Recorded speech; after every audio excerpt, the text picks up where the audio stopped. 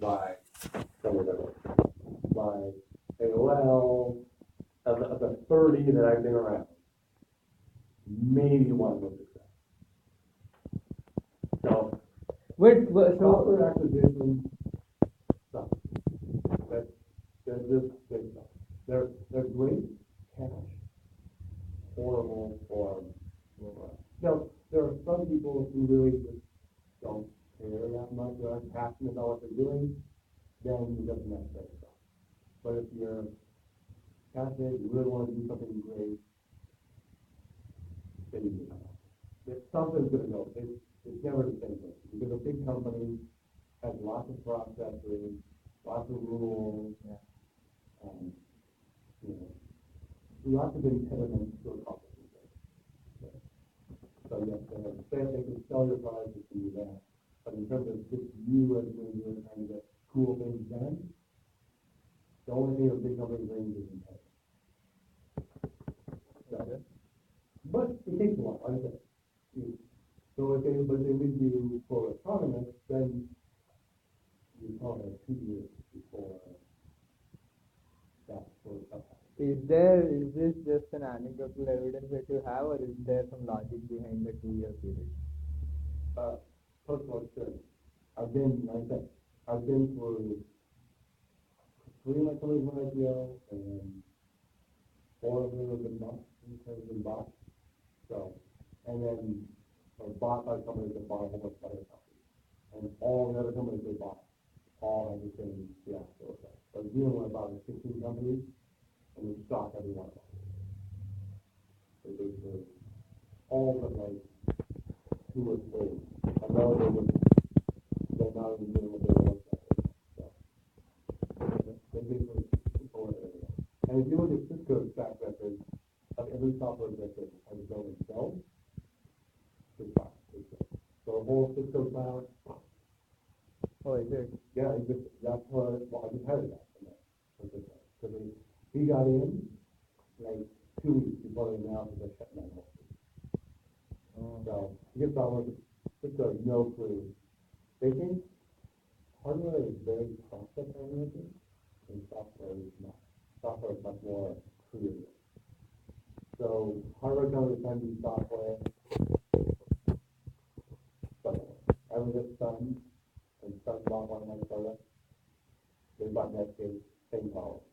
They thought. Oh, Netscape, the internet browser company? Okay. So they also had enterprise software, and then what we use it. So they have a whole enterprise, LDAP servers, email servers, calendaring servers, whole suite of service software. So Sun bought all the service stuff there, and the internet side is like AOL. So AOL bought the whole company, and then they sold all the other stuff, all the enterprise software. So everything enterprise software. And Sun just obliterated it. It was just void stuff. Because they think it's hardware, and they say, oh, well, you gotta do all these steps, you gotta go 500 meetings, you have all these rules. Software engineers don't work that way, but I can tell them there's 500 rules to get the software, and they go, I'm gonna go somewhere else where I can be, free. Yeah. So, yeah. So.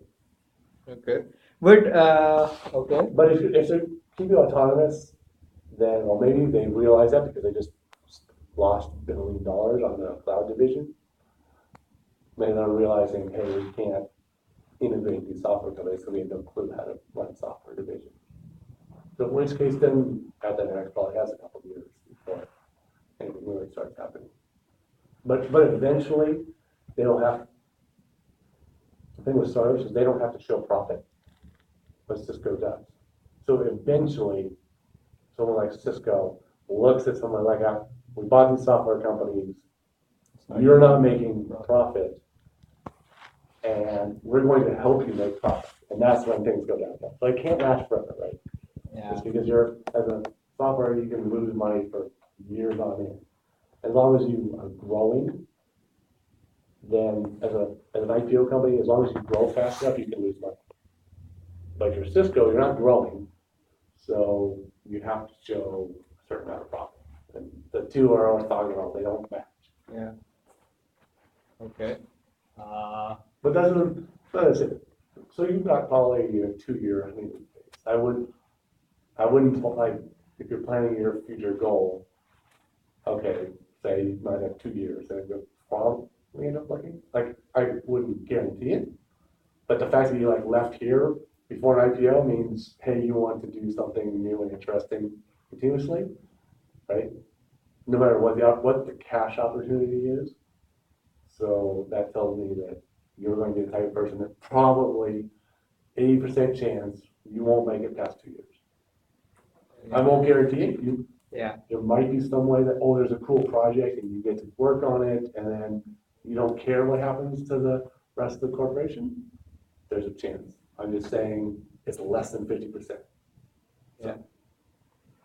Yeah, no, I mean, that is correct on your part. I left this company because work got boring and all that. And that is the other thing that I am pretty sure will happen in this company as well. I just don't know when. Mostly, I'll definitely stay for 1 year, of course. But beyond that, I don't know how far I should. And that is the other question is, how do you decide when to leave or when to stick around? And if you have, for example, in my company, there is a guy in DevOps or so. And when this acquisition happened, he on the very next day he said, "Oh, I'm going to stay for next 4 years for sure, because no one is going to give me that much of cash." I think he completed 2 years, but basically he said, "I'm going to stick out the 4 year period because I'm not going to get that much of an extra money anywhere else." So and but he is a family guy. He has wife and kids, etc. So he'll stay. Yep. But if that is not the case, then how do you? It's mostly a question of not repenting later on. It's basically, because I've been at that point, I've walked away from a lot of money. Yeah. But you have been lucky enough Yeah. for a lot of acquisitions and Right. IPOs as well, right? Exactly. So part of it was I could afford to walk away and lose hundreds of thousands of dollars in it.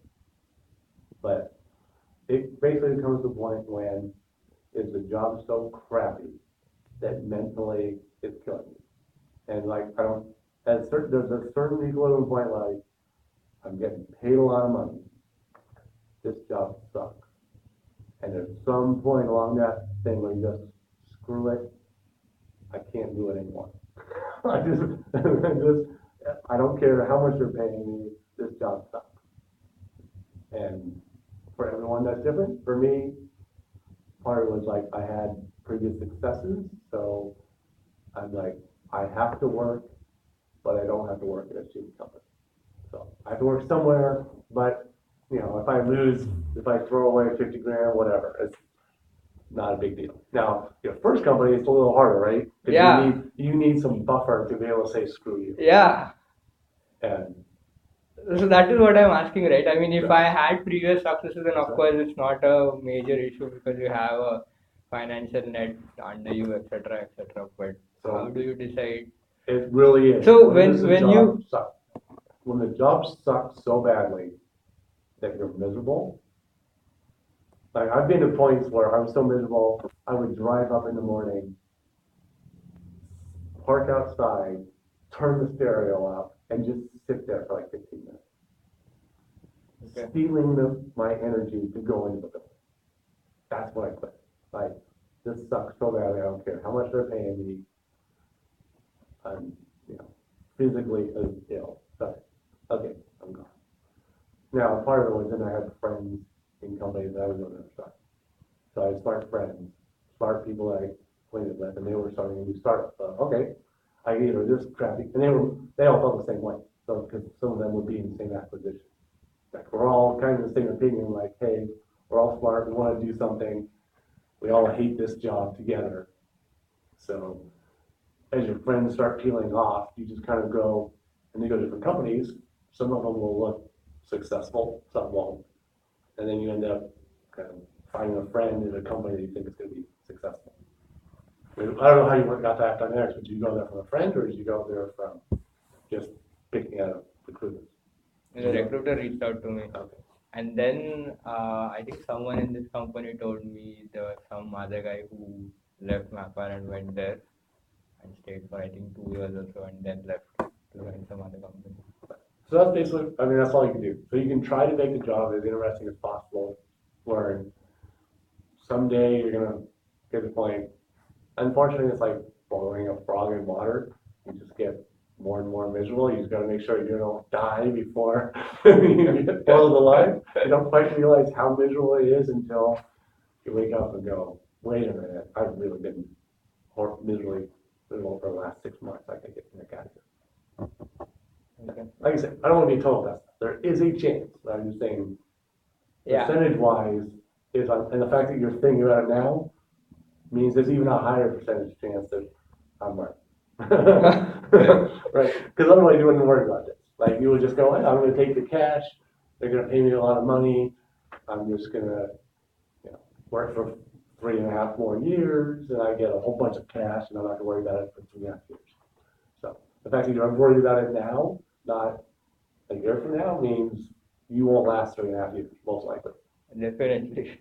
But it also makes me sad that I mean I take it a little personally that my choice of selecting a company for myself was not so good that I'm thinking of this acquisition in the not so good way from that point of view rather than most people who are happy and all that. Uh, and that's what I don't want to make it happen whenever I decide to move on from it. I mean, financially, it was probably better than you were here. You probably got more shares there than here, right? You had another year experience, and they were trying to pull you out of the company. So how many years experience do you have? This July 22. Yeah.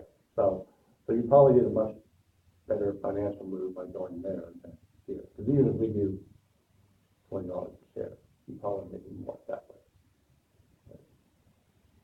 So, because we're pretty frugal on shares here. Especially you started here with almost no experience. Yeah. So one thing is you take advantage of, hey, there's some cash, I made some cash, I'm gonna ride it as long as I can learn something. And when I stop learning or stop doing something interesting, move on. And as long as you don't get what I recommend, don't get tied to the cash. Don't live your life as if you need the money, because then when you realize it sucks, you won't be able to leave because you can spend it. So as long as you spend to say a year and a half from now, and like, okay, I'm going to increase my standard of living a little bit, but I'm not going to start spending all this extra money I got in, then you can leave. But if you overspend yourself, buy a really expensive house or expensive car, like do something to enjoy it, but don't be committed like I need 4 years of this cash or I'm going to go bankrupt. That's not a good idea. Yeah. Because then in 2 years you'll be really bad. Because then you can't leave no matter what. Yeah. Because no one will pay you that much money. Guaranteed. So I mean that is I agree with that, and that is what I have been trying to do since I joined this company. So I was talking to and reading about it before my first company happened. But what I wanted to ask was, like I said, I consider it a bit of a, I don't know how to put it, but basically, like you said, if I am thinking of moving out 1 year from now or whatever, then it's obvious that I might not be satisfied for that long, right? And that also would point to the fact that some would say that I didn't do my research properly, or for whatever reasons. But basically, I don't want to go in the next company from here and then spend 1 year there and realize, oh, this is again not a good place to work for. The fact that your company got bought means you did it. And then you're going to make some amount of money from it. But it's not, I'm not asking from a monetary perspective, right? But the fact that the company was successful, when you then go to your next job, you can say, I was working for a company. Not every, there's good jobs in every company, there's crappy jobs in every company. So people don't know that, but they say, oh, you worked for a successful company with bought for $25. There's some, sheen to it, some nice polish, like, hey, at least they were worth something if they bought it for $4 billion. So it couldn't have been that horrible of a company. So, But the company was so good because of people who worked before I joined, right? Before 3 or 4 years before I joined. Oh, yeah. I mean, I have my mentors and my manager. I know, looking at their code, looking at the way they talk about issues, that they have worked on it and they know things mostly inside out, and they are technically good, right? So it's not that I have made any contribution. Like I said, it was pure dumb luck for me that I went Right. there and this happened. Yeah, but don't think that's a success. You picked a company that for whatever reason, you thought it was going to be worth going to, and it was proven out that someone thought they were worth $3.5 million. So that's a success. Now, it may not be a success in that this is your career company I'm going to work with for 5 years, but no one works for 5 years in a company anyhow. So people only work for 2 or 3 years. You got to work somewhere. You might as well work in a company that got bought and that's happy and is not laying people off. So, like, in 3 years we'll be gone, doing something different. You might as well be in a company that's growing and has lots of cash and can spend money, rather than some company that's dying and everyone's in fear of being laid off. That sucks. So think of it as a success, even if you're only there for whatever 4 or 5 months, 6 months.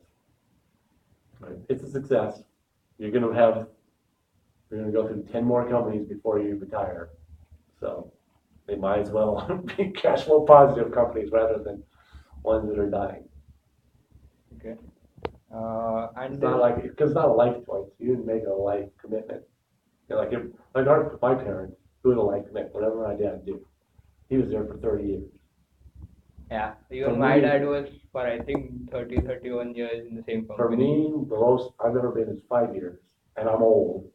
Most people now, 3 years is forever. Like that's a long job, 3 years.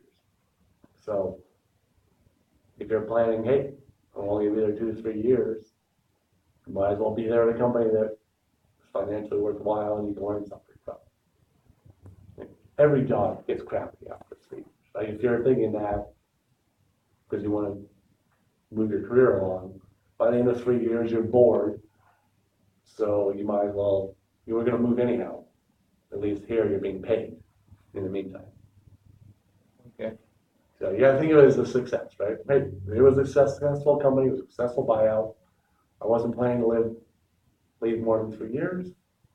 And like I said, as long as you don't get yourself financially tied to that company, then you're okay. But there's a lot of people who do that then tie themselves to the cash that's coming in and live to that, and then they cannot move. Yeah. So 2 questions at this point. First is, first is about the work that we do at any company. The second is about finding those kind of companies.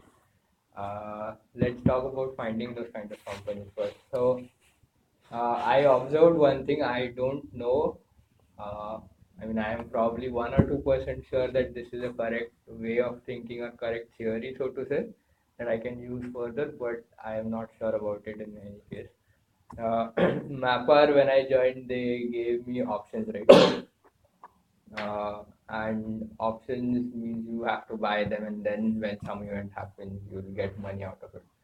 When I joined AppDynamics, they directly gave me RSUs, which means whenever the event happens, you'll simply cash out. Let's suppose we select any XYZ company. Does that mean if they offer options, then there is still some time, 1 year, 3 years, 5 years, whatever, before some event happens, versus if they give stock options, if they give RSUs, then does that mean that the event is pretty nearby? One of 2 things. So if you're getting RSUs, it means, yes, they're getting closer to IPO, but more importantly, it means they are so diluted that they can't give options because either the option price is too high or the quantity of shares is too low to entice anyone to come back. So think Uber, think whatever, I don't know what your share RSUs are, but at a certain point the price gets too high and people are going, wait a minute, you want to give me 10,000 shares and they cost $5 a share. So if you go to 20, I might make 150 grand, but in this market, whoopee, 150 grand ain't much. That won't even buy me a down payment on a crappy condo. So, right, at this point you think, oh, if I could make 100,000, all right, that's nothing, right? That's noise in the Bay Area. So then they have to start doing RSUs because they won't be able to get employees. Especially if it's a high risk. Like some of those unicorns, and that's actually pretty rare to give RSUs when you're pre-public. It's because people are getting such crazy valuations, multi-billion dollar valuations with no revenue, which is just asinine. But it used to be that you could control the option price, so the option price would be very low relative to the preferred shares. So employees would get 50-cent shares and preferred would be $5. But if you look at MapR, nowadays with the SEC, they crack down on that. The common shares are $2 and the preferred are $5. So you're not going to make this massive multiple that you used to be able to make. So because you can't make as much on ISOs anymore, they started giving RSUs for it instead. Well, even MapR started RSU? No, MapR hasn't. But a lot of these big companies that got a massive investment, because their shares are so highly, they can't manipulate the share price. So if they got $5, that means the employees have to pay $2. It used to be the investors were paying $5, the employees paid 20 cents. So when I got stock, I was getting 10 cents and 20 cents.